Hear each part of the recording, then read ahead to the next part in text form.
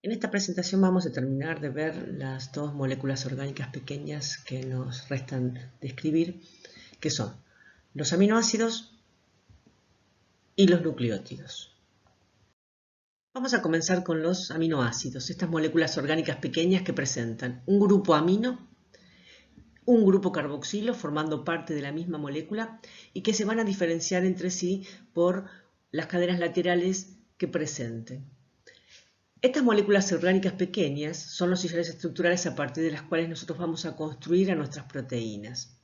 Los aminoácidos proteicos, es decir, aquellos aminoácidos que vamos a encontrar formando parte de las proteínas, son todos alfa-L aminoácidos. ¿Por qué decimos que son alfa? Alfa aminoácidos.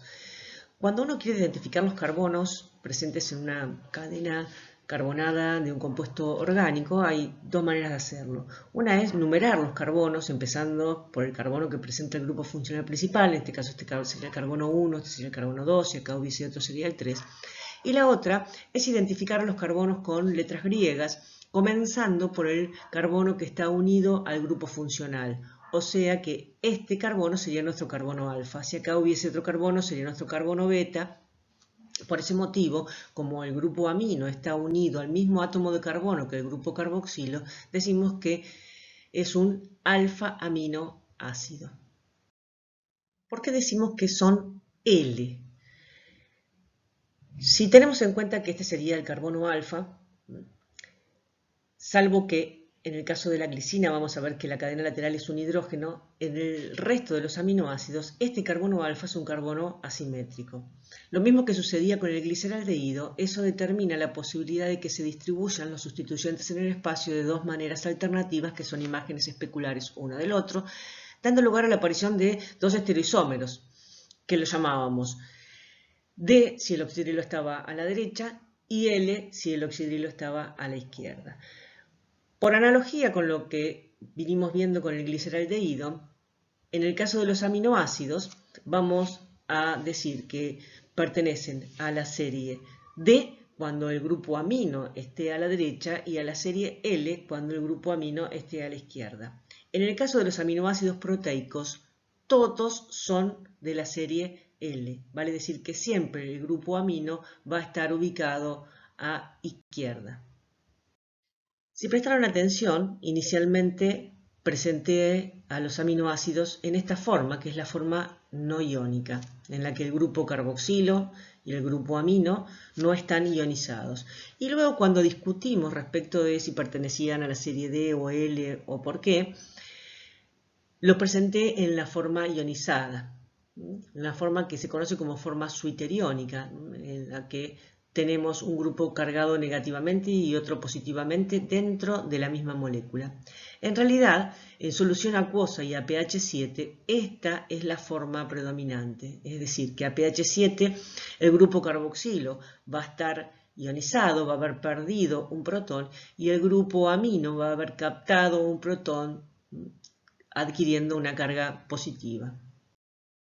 Vale decir entonces que a pH 7 nuestro aminoácido va a presentar el grupo carboxilo ionizado y el grupo amino ionizado. De modo que si la cadena lateral no tiene grupos ionizables, a este pH nuestro aminoácido va a tener una carga neta cero, porque si bien tiene una carga negativa y tiene una carga positiva, o sea, carga tiene, pero lo que no tiene es carga neta, la suma de ambas se anula.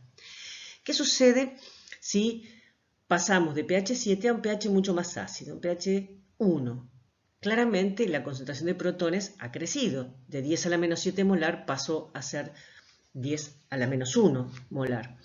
En estas condiciones, el aminoácido va a tender a captar protones, es decir, a comportarse como una base.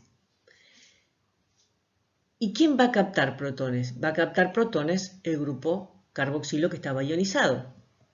De modo tal que a pH 1 vamos a encontrar nuestro aminoácido en esta forma, en el cual el grupo carboxilo ahora ya no va a estar ionizado y el grupo amino va a permanecer con su carga más 1. Vale decir que si la cadena lateral no es ionizable, a pH 1 nuestro aminoácido va a tener una carga neta ahora de más 1.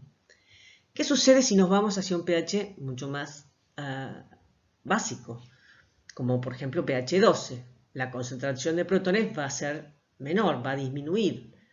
De 10 a la menos 7 molar vamos a pasar a 10 a la menos 12 molar, vale decir que la concentración de protones va a ser muy baja en el medio, y en esas condiciones el aminoácido lo que va a tender a hacer es a ceder protones, es decir, a comportarse como un ácido. ¿Y quién va a ceder los protones? Y el único grupo que puede cederlos, que es el grupo amino que teníamos protonado, de modo tal que a pH 12, la forma en la que vamos a encontrar a nuestro aminoácido es con el grupo carboxilo ionizado y con el grupo amino sin protonar. ¿Qué carga neta va a presentar nuestro aminoácido si esta cadena lateral no es ionizable? Claramente va a presentar una carga neta de -1. Este tipo de sustancias que pueden comportarse o bien como una base o bien como un ácido, dependiendo del pH en el que nos encontremos, se denominan anfóteras. El pH al cual el aminoácido presenta carga neta 0 es lo que se conoce como pH isoeléctrico o punto isoeléctrico. Es el pH en el cual ese aminoácido no va a migrar hacia ninguno de los polos cuando apliquemos un campo eléctrico.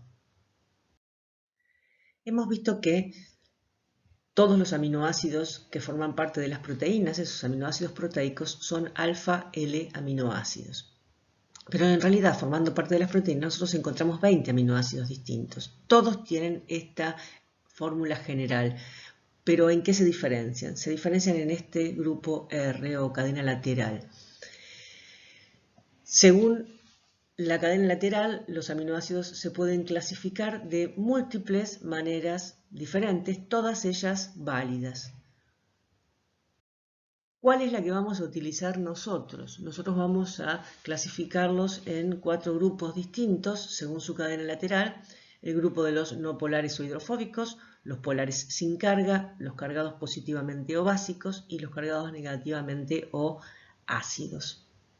Comencemos con los no polares o hidrofóbicos. En este grupo encontramos aminoácidos que presentan cadenas laterales que carecen de grupos funcionales que les permitan adquirir polaridad, de modo tal que no pueden interactuar con el agua, por eso son completamente hidrofóbicos. No perder de vista que lo que es hidrofóbico es la cadena lateral. Dentro de este grupo encontramos a la glicina, a la alanina, a la prolina, a la valina, leucina, isoleucina, metionina y fenilalanina, todas y cada una de ellas identificadas a través de un nombre abreviado de 3 letras que normalmente coincide con el inicio de su nombre.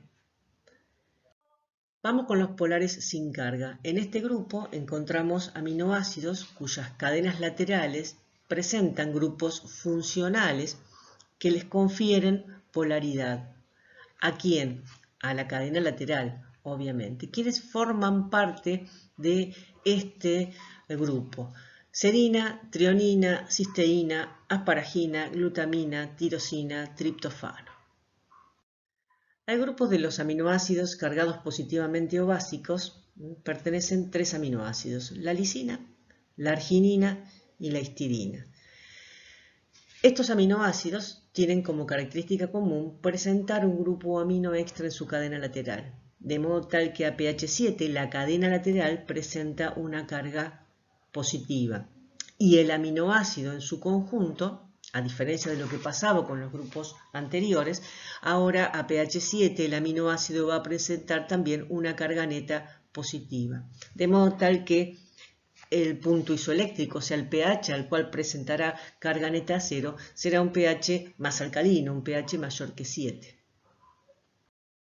Finalmente, al grupo de los aminoácidos cargados negativamente o ácidos pertenecen solo 2 aminoácidos, que son el ácido aspartico o aspartato, porque en realidad a pH 7 está ionizado, y el ácido glutámico o glutamato, por el mismo motivo. ¿Qué es lo que caracteriza a estos aminoácidos? La presencia en su cadena lateral de un grupo carboxilo extra. Eso determina que la cadena lateral a pH 7 presente una carga negativa, por eso se los denomina cargados negativamente. Ahora bien, el conjunto del aminoácido a pH 7 va a tener una carga neta -1, de modo tal que el punto isoeléctrico, o sea, el pH al cual van a tener una carga neta 0, va a ser un pH más ácido, un pH menor que 7. Una pregunta que suelen realizar nuestros estudiantes respecto de estos 20 aminoácidos presentes en las proteínas o aminoácidos proteicos que clasificamos en estos grupos es si tienen que conocer la fórmula de todos y cada uno de ellos. La respuesta a esa pregunta es no, no tienen que conocer la fórmula. Sí tienen que conocer cuáles son los aminoácidos que pertenecen a cada uno de esos grupos, qué características tiene su cadena lateral, poder esquematizar aunque sea un ejemplo, aunque sea el ejemplo más simple de cada uno de ellos, más representativo de cada uno de ellos, y ser capaces de analizar cómo se va a modificar la carga del aminoácido a distintos pHs. De los 20 aminoácidos que acabamos de describir y que forman parte de nuestras proteínas, algunos de ellos debemos incorporarlos a través de la dieta. Es lo que conocemos como aminoácidos esenciales. ¿Y por qué tenemos que incorporarlos a través de la dieta, estos aminoácidos esenciales? Dos motivos. O bien porque no los podemos sintetizar, como es el caso de estos 8 aminoácidos enlistados aquí, o porque los sintetizamos a baja velocidad. ¿Qué quiere decir? Que la velocidad de síntesis es inferior a la demanda. En el caso de la histidina, la velocidad a la cual es sintetizado este aminoácido es suficiente para satisfacer las necesidades en la etapa adulta, pero insuficiente para la etapa de crecimiento, o sea que en los niños es un aminoácido esencial. Además de los aminoácidos esenciales, tenemos dos aminoácidos considerados semiesenciales, que si bien los podemos sintetizar, se sintetizan a partir de aminoácidos que son esenciales. La cisteína se sintetiza a partir de metionina y la tirosina se sintetiza a partir de fenilalanina. El valor biológico de las proteínas que ingerimos tiene que ver con la presencia de estos aminoácidos esenciales. Una proteína de buen valor biológico es aquella que tiene todos los aminoácidos esenciales. Los aminoácidos se unen entre sí a través de enlaces peptídicos. Estos enlaces se establecen entre el grupo carboxilo de un aminoácido y el grupo amino de otro aminoácido con pérdida de una molécula de agua. Son enlaces covalentes de tipo amida. La unión de aminoácidos a través de estos enlaces peptídicos genera lo que se conocen como péptidos. Si la unión resulta de entre 2 y 10 aminoácidos, hablamos de oligopéptidos. Si se han unido más de 10 aminoácidos y el peso molecular es inferior a 10.000, hablamos de polipéptidos, mientras que cuando el peso molecular supera los 10.000, hablamos de proteínas. En toda cadena polipeptídica uno puede distinguir extremos. Vamos a encontrar un extremo en el cual vamos a tener un aminoácido que va a conservar su grupo amino libre, es lo que se conoce como extremo N-terminal o amino terminal, y otro extremo en el cual vamos a encontrar un aminoácido que va a conservar su grupo carboxilo libre, y es lo que se conoce como extremo carboxilo terminal o C-terminal. Los aminoácidos que están formando parte de nuestra cadena polipeptídica pasan a denominarse residuos o restos. Los péptidos por convención siempre se escriben desde el extremo N-terminal al C-terminal. Y los péptidos cortos se denominan según la secuencia de sus restos de aminoácidos, siempre empezando desde el amino terminal hacia el C-terminal. Vamos a describir ahora la estructura y función de la última de nuestras moléculas orgánicas pequeñas, los nucleótidos. Esos que son sillares estructurales de los ácidos nucleicos. Un nucleótido está constituido básicamente por un azúcar, que es una aldopentosa, a la cual se unen por enlaces covalentes una base nitrogenada y un grupo fosfato. Según el azúcar simple que posea nuestro nucleótido, podemos distinguir dos grandes tipos. Los ribonucleótidos, que poseen como azúcar simple a la ribosa, y los desoxirribonucleótidos, que poseen como azúcar simple al derivado de la ribosa, 2-desoxirribosa, en la cual uno de sus oxidilos, específicamente el unido al carbono 2, ha sido reemplazado por un hidrógeno. Obsérvese que los carbonos de los azúcares presentes en los nucleótidos están numerados con números primados. Eso se debe a que los números no primados se reservan para numerar a los carbonos, a los constituyentes en realidad de nuestras bases nitrogenadas.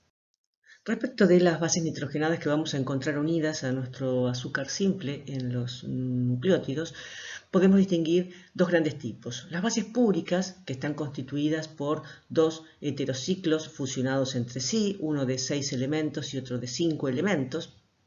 Las bases pirimídicas, que están constituidas por un único heterociclo de 6 elementos. Entre las bases púricas encontramos adenina y guanina. Ambas están presentes tanto en ribonucleótidos como en desoxirribonucleótidos. Entre las bases pirimídicas encontramos timina, citosina y uracilo. La citosina es una base pirimídica presente tanto en desoxirribonucleótidos como en ribonucleótidos, mientras que la timina es exclusiva de los desoxirribonucleótidos y el uracilo es exclusivo de los ribonucleótidos. Destacados en color fucsia tenemos a los nitrógenos, a través de los cuales se va a unir la base al azúcar, como vamos a ver inmediatamente. ¿Cómo se une la base nitrogenada? En este caso sería la citosina con el azúcar. En este caso estamos poniendo la ribosa. Se unen a través de un enlace que se establece entre el oxidrilo hemiacetálico de la ribosa, en posición beta, porque está hacia arriba, y el grupo imino de la base nitrogenada. Es un enlace de tipo glicosídico, ¿sí? ¿Por qué? Porque está participando un oxidrilo hemiacetálico, pero no es un enlace O-glicosídico como el que veníamos viendo entre los azúcares, sino que es un enlace N-glicosídico. ¿Por qué? Porque el otro elemento participante no es un oxidrilo, sino que es un grupo imino. Por eso es un enlace N-glicosídico. Decimos entonces que las bases nitrogenadas se unen al azúcar a través de un enlace N-glicosídico. El producto resultante de la unión entre la base y el azúcar es lo que conocemos como nucleósido. Fíjese, nucleósido. En este caso, como el azúcar que está formando parte del nucleósido es la ribosa, decimos que es un ribonucleósido, y en particular estamos hablando de la citidina porque la base es citosina. Si el azúcar que participa es la desoxirribosa, lo que tenemos es un desoxirribonucleósido. En este caso, como la base que está participando es la adenina, tendremos la desoxiadenosina. Cuando a nuestro nucleósido, el producto resultante de la unión entre la base y el azúcar, se une un grupo fosfato a través del oxidrilo del carbono 5' del azúcar, obtenemos lo que conocemos como nucleótidos. En este caso teníamos un desoxirribonucleósido al cual se le une un fosfato, dando entonces un desoxirribonucleótido. En cada uno de los casos podemos observar, remarcado con rosado, el nucleósido, el nombre del nucleósido, y podemos ver que el nucleótido es el nucleósido fosfato. Por eso, si el nucleósido es desoxiadenosina, tendremos desoxiadenosina 5' monofosfato. ¿Por qué 5'? Porque el grupo fosfato está unido por enlace fosfoéster al carbono 5' del azúcar. De manera abreviada, se los simboliza como la D minúscula, que significa que es un desoxi, adenosina, monofosfato, desoxi, guanosina, monofosfato, desoxi, timidina, monofosfato, desoxicitidina, monofosfato.